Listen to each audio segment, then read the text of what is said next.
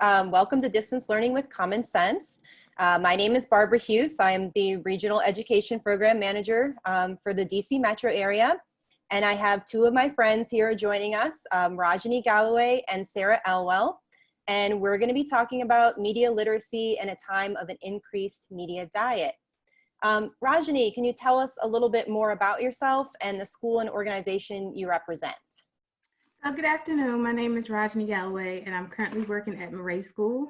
Over the past 16 years, I have worked in public charter schools, public schools, and now in an independent school in DC. My school is in Murray. We are a co-educational independent school on one campus. We have approximately 650 students in grades K through 12. We were founded in 1911, and we currently have about 100 faculty members on campus. Awesome, thank you. Sarah, will you tell us a little more about yourself and the organization you're coming from? Hi all, I'm Sarah Elwell. I'm the Professional Development Coordinator with the Washington Teachers Union right here in Washington, DC. And my background is for the past 19 years, I was an English teacher and a secondary librarian. Right now, my role with the union, we represent approximately 5,000 educators in 116 public schools with 50,000 approximately students in pre-K through 12th grade. 75% of our students are economically disadvantaged and 15% will be categorized as English language learners. Thank you both so much for joining us today. We're really excited for the things that you have to share. But before we get into that, how are you feeling today? You know, what are some things happening in your school and organization currently? Are there any areas of growth for the future?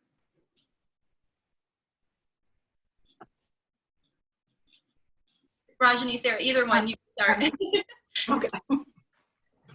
So I can start off. So for us, I think as many who are joining this webinar can relate, we had to make a rapid and abrupt pivot from in-person traditional learning to virtual platforms and distance learning. So we had educators and students with a very varied level of ability and skill with technology. And we've had to migrate everything to distance learning platforms or packets. So our approved platforms are Microsoft Teams and our learning management system, Canvas. But almost all of this, I've heard it called, or the analogy, building the plane while flying. So that's what we're doing. And some of our pain points are the digital divide, with that large percentage of our student body being categorized as economically disadvantaged. The access is not equal or equitable. The social emotional supports for our entire school community. Accommodations for our special needs students and English language learners. And we also need to make sure that we're supporting our educators because they're doing just tremendous work and they just need the support of sustained and personalized professional development. So true. Rajeeni, can you share as well? Sure. At Murray, we, like everyone else, had to plan really quick for the shift in this educational landscape. So we are in our continuation of learning plan. We call it COL, and we rolled it out in 2 phases. So we had a short-term and a long-term plan. And some of the things that are starting to lift up as areas of growth are, like Sarah mentioned, the digital divide. In our situation, we have students that have devices, but we've noticed issues with infrastructure. For example, if you have several people in the household trying to pull for the same wireless connection, you have issues with connectivity in certain apps and in certain parts of the day. Students have challenges completing assignments. We've also had certain vendors services not work as well at certain parts of the day, so that has been a huge challenge. The SEL component is also important in our school. We are trying to find ways to continue to build and maintain those positive relationships with each other and the school community. And PD, like Sarah said, is very important. We are seeing teachers who would like more support with planning authentic learning and assessments for the online environment, as well as making sure the student experience is more fluid from being on campus to the online environment. Great, yes. PD and a focus on social emotional well-being are so important right now. In a recent study, Common Sense found that 8 out of 10 teens said they're following news about the coronavirus pandemic closely. They also said that they're anxious. And they're seeing a lot of things daily that are unique to this time period, some true, some fiction, and some that require additional unpacking like we were talking about earlier this week. How can we educate our school communities to be informed but not overwhelmed? Sarah, do you want to take it first? Sure. Let's start by defining media literacy. So Barbara's organization, Common Sense, defines media literacy as the ability to identify different types of media and understand the messages they're sending. So when, Barbara, you talk about that anxiety and the fact that they are following the news stories closely, we have to meet our students where they are and be very student-centered and deliberate about helping them think through things critically. So with my background as a library and media specialist, we often use the CRAP test, not just because the students loved being authorized to use anything that was slightly inappropriate, but the CRAP test is something you'll find on many university websites where the acronym stands for currency, relevance, accuracy, authority, and purpose. So students will apply that lens to what they're reading to see, like, is this something I should believe? Should I question? Also, just recognizing different points of view. When they see all those headlines, there's a great website, All Sides, where you can search a topic and then you see the left-leaning, the right-leaning, and the centrist publications on that issue so that it can help them corroborate, like, what are the core facts that are shared and threaded throughout all these sources. And then as far as like purpose and message, I feel like if they're able to see behind the curtain, the technology and the strategies that are being used to convince them of a particular message, because every media literacy piece, every image, it has a message. And so having them be critical about what is that message. Great, those are such good tips. Rajeeni, do you have any additional tips Yeah. for school communities? I do. So we use the CRAP test as well, but what I've been trying to focus on in our school community is curating content. So I've been highly encouraging teachers to collaborate with me as a director and my two other librarians to have collaborative conversations around different things. So for research management, we heavily utilize Noodle Tools. For those of you who are not aware, it's a resource that is subscription-based. There's a platform that lets you manage the research process. So you have academic inquiry, you have individual inquiry, you can do collaborative research, citations, note cards, papers. You have styles of like MLA, APA. You have different levels for younger students, starter, junior, and advanced. We've also been leveraging our Overdrive collection. So I've been trying to add additional books, audio, and ebooks to our collection to facilitate student reading and faculty reading and community engagement. Databases, we've been focusing heavily. I prefer Gale and ProQuest. I like a lot of them, but they're very user-friendly encyclopedias. But this is also a great time that if your school doesn't have the means to buy all these additional resources, this is a great time to collaborate with your public librarian. So for example, in DCPL, they have a digital library card. They have a lot of great online resources. So again, if you are in a situation where you don't have a library media specialist, please reach out to your public librarians because they can help bridge the gap with equity of resources. And yes, our public libraries are so important, and they're still, even though their buildings are closed, they're still open. And that's a really good thing to think about in terms of getting support. So, you know, we were talking a lot in the last week about just some lesson plans that educators can include in their instructional plans to help our students sort through this influx of information. Do you have any specific lesson plans that you've seen that you want to share with the group?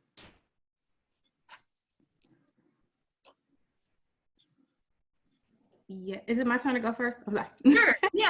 Okay, so yes, I do. So currently, as I said earlier, we are highly focused on collaboration.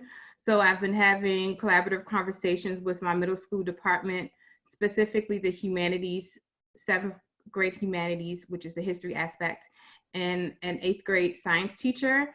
And the 7th grade humanities is doing this, he calls it American Experience Project, wherein students are doing oral history, they're going to do research and talk to their families, do the oral history. They're also, in previous years, they would make the recipe. This year, I believe he's going to make that optional. Traditionally, they have been using boards because it was like a fair. And this year, we're going to switch to using Flipgrid. For my science teacher, she's doing a big project on climate change and NGOs. And I was just in classes with her. I did 4 classes almost back to back where we're launching a project together. And I was in there along with my other librarian helping support the students to using the research guide and the databases. I love seeing that core collaboration with the core teachers. That's awesome, Rajeeni. Sarah, what are some lessons that you've been seeing that you think are really great to teach during this time? So there are many pockets of innovation happening. And so I'll just spotlight a few that come to the top of my mind. So one of the lessons that a middle school social studies teacher here in DC is doing is one that is a tribunal that puts different entities on trial as into who is at fault for this pandemic. So some of the guilty parties might be capitalism, the healthcare system, et cetera. So she had polled her students and 85%, I believe, wanted to do something that was steeped in the media that's going on right now versus continuing with the curriculum as planned.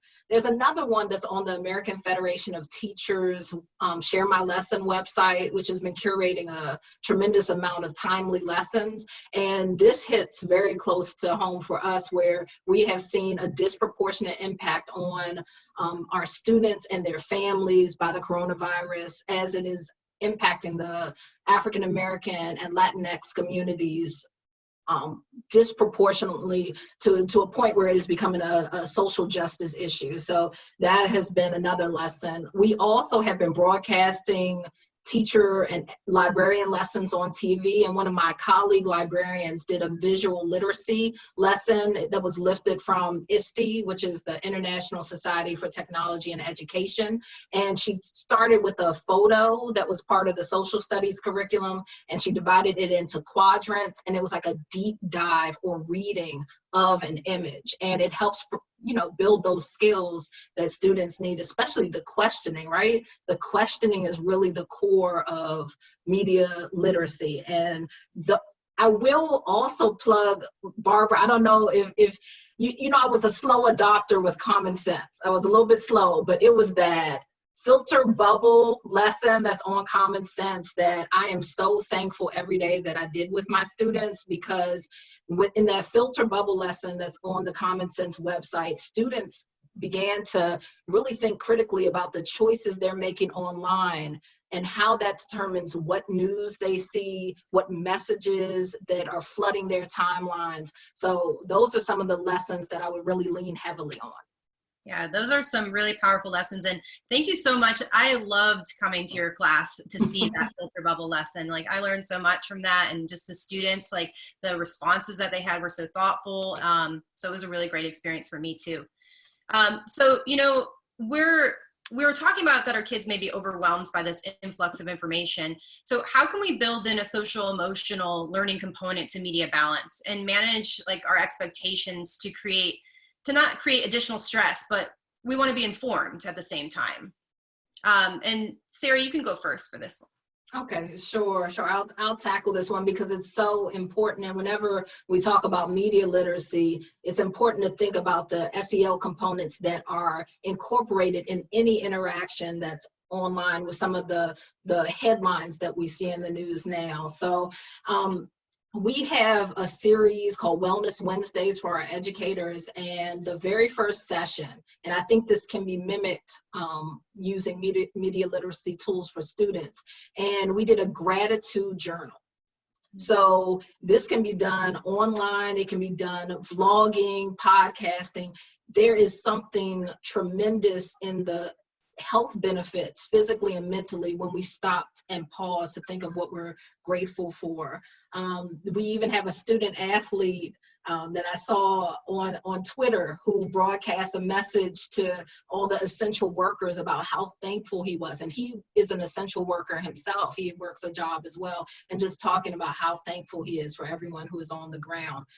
There are also Jason Reynolds, who is the National Ambassador for Young People's Literature through the Library of Congress. He has these great journal prompts, and they're video prompts that you can find online that can guide students through journaling their feelings and creating a primary source document of where they are, what they feel, how they want to frame this time period in their own memories. And some of the assignments that Rajeeni mentioned as well, they hit on those SEL components too, especially with the oral history, the genealogy.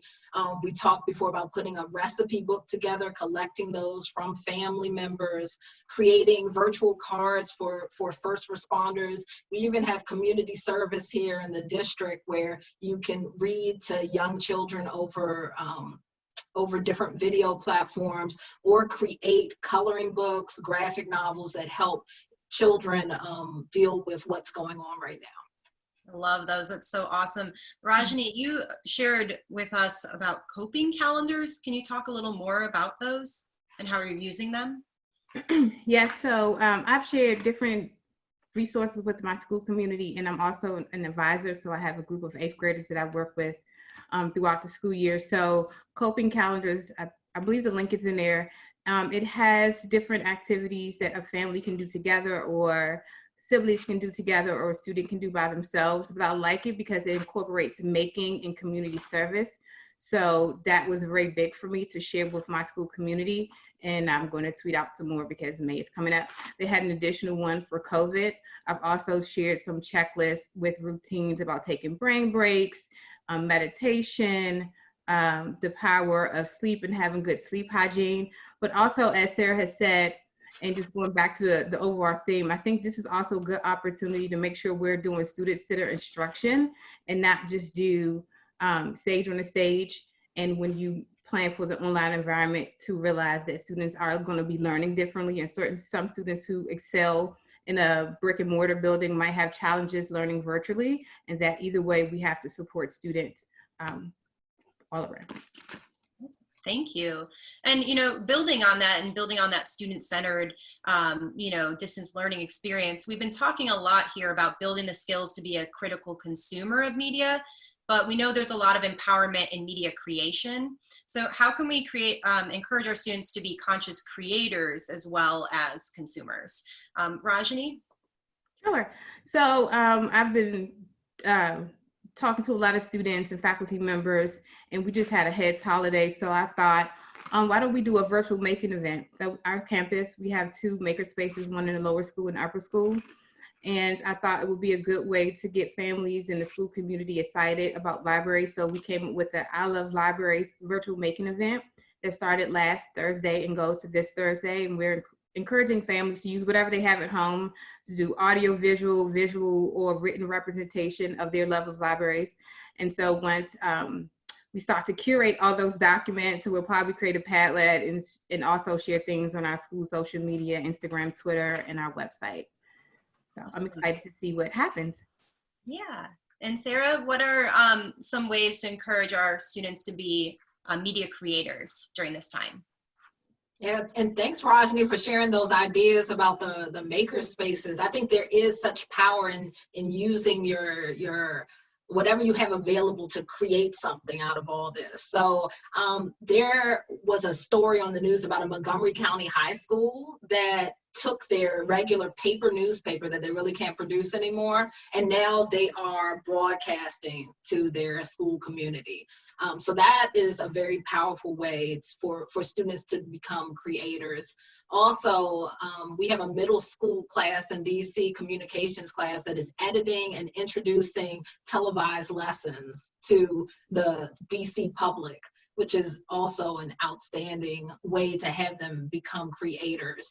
There's also an art class that is using everyday household products to create art challenges, and then they created a hashtag and they're sharing them on social media, because as much as we need media for information, we also need it to feel alive, to feel as if we are a community and that we are all in this together. And so there are so many platforms that students can use to create. Adobe Spark is free. Canva is almost an industry standard publication design platform. There are many different certifications students can work on, and language learning. There are things that they can create and own and value at this time that I think would really be empowering for them as media creators. Wow, yeah, so many great ideas shared today, and we're running out of time. So as we're ending our session today, Sarah, what is a top takeaway that you want to share with everyone that joined us today? All right, so I'll say that one of my top takeaways, and I hope for our webinar audience, this is one that they're feeling as well, is when the pressure of standardized tests was lifted and we were able to really teach, what did we do? What will we look back at this moment and say, did we take the time to teach what matters? So let's make it student-centered and let's make it matter. Awesome. And Rajeeni, your top takeaway? So I have many, but I'll just focus on this. Our media literacy is very important, but it's also interconnected to other literacies. And so when we think about media literacy, we shouldn't think about it in a vacuum. And that's why we need to collaborate with the librarians or your ed tech person or your arts person to make sure that you bring an interdisciplinary lens to literacy to make sure students have what they need. Yes, collaboration and connection, so key during this time. Sue, do we have any questions from the audience? I don't see any in our Q&A. I don't see any in our Q&A right now, but I do see one here in the chat that asks, how do you feel that we as librarians can make ourselves a viable part of the school community? Ooh. I also saw somebody else in the chat who said that they've been putting out a lot of communication to their teachers, but their teachers are not necessarily communicating back. And so it feels very one-sided. And are you experiencing that, or how are you keeping your teachers and your community engaged? Do you want me to? Yeah, sure, go ahead. All right, so in my situation, and I used to work with Sarah in DC public schools for like 8 or 9 years, so I know both, have had experience on both sides. But in my situation, I'm the director, so I have a seat at the table. So I'm able to be in meetings with administration because I'm considered an administrator, and I'm always advocating and lifting up the power of what we do as librarians. So if you're in a situation where you don't have a seat at the table, I would encourage you to start poking around and find ways to make yourself present so that you can advocate and lift up what we have to offer. Often people are not aware of the vast array of skill sets a librarian have. So that is one thing I would start with. All right. Do you have anything to add, Sarah? Just to add to that, you know, there's a great Shirley Chisholm quote where she's like, if you don't have a seat at the table, I'm paraphrasing, bring a folding chair. So we as librarians, we always have that folding chair. So we'll bring it up to the table. And I think that one of the things that I've seen librarians do in DC that has been really powerful is they've done outreach to teachers to collaborate and send resources, whether solicited or unsolicited, but they've also made their own workshops, their own podcasts, their own read alouds, so that they will share that with the school community. And sometimes once those initiatives are successful, then the community will then wrap itself around that librarian, and then everything will come together. So I hope that that is a helpful idea. I love that. That's great. Right. Well, thank you all so much for joining us. We're just about at time. This will be recorded, and all the great resources that Sarah and Rajeeni shared today will be available on our YouTube channel, on Common Sense's YouTube channel. So thanks again, and have a great rest of your day.